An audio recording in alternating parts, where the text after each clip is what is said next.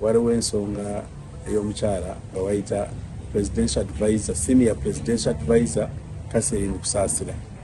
Ensonga eno omukyala oyo yatuguza emmotoka eyo gye baamuwa mwaka myaka 3 egiyise emabega. Naye emmotoka eyo nejja nefunamu nekyuka bulungi, naate bwe yamala etubanga waffe tuli basuubuzi tugula tugula byonna. Kati motoka eno tugezaako gitunda nga buli agirabako agamba mulindeko kanzije ankomo twebuuze emmotoka lwaki tewagigula nabadde sirias tamala neyefula nagamba motoka ki Land Cruiser BF 610S Kasirine Kusaasira gye bamuwa ani yagimu president yagimuwa.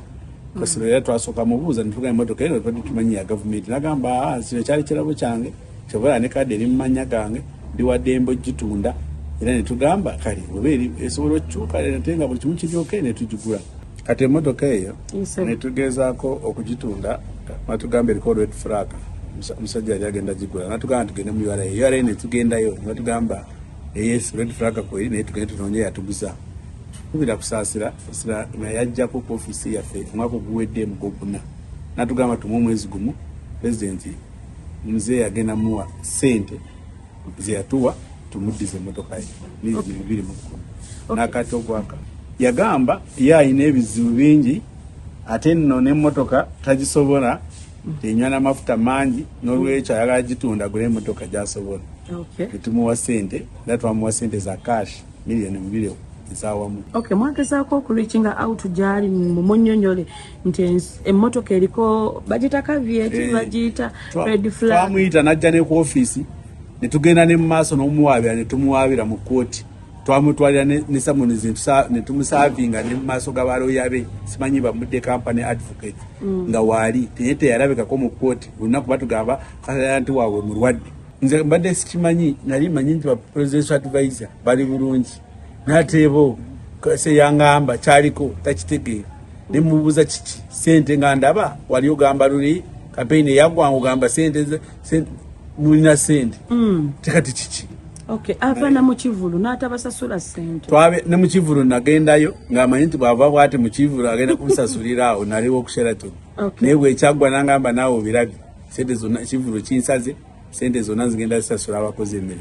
Ffe twagala milioni 2 tumuddize emmotoka ye twagigulira n'akayumba tekugulako yadde n'omusana tujooza buli lunaku ebyo byonna emmotoka erabika bulungi nawe eri mu good working condition era nawe gyerabiddeko ogiraba nungi nnyo. Nze nagezaako kumukubira esimu ze nga ndaba teziitamu nengenda ku WhatsApp n'angamba dani ebizibu byampitirirako nasalawo okufuluma Uganda nimuga katugenda kola tutya ate wali ongambye emyezi 3 katutulu myezi 8 n'angamba nze mukwatagane ne mukyala gabayita beta agaba wa State House mzee gwe yali ankwasiza kyalo yona nampe namba ye nengezaako kumukubira nenga still omukyala ngamba mulindeko bintu bikyali ku meeza ya president tanasalawo. Sasa zino tuli mu kooti era kyemanyi tumuwadde nga omwezi gumu okuva leero n'omwezi gumu mungi andwadde mu ennaku 7 bataleeta sente ewiiki emu bw'ataleeta sente baroyafu bagenda mu maaso bajja kumunonayo yona gyali kuba kyemanyi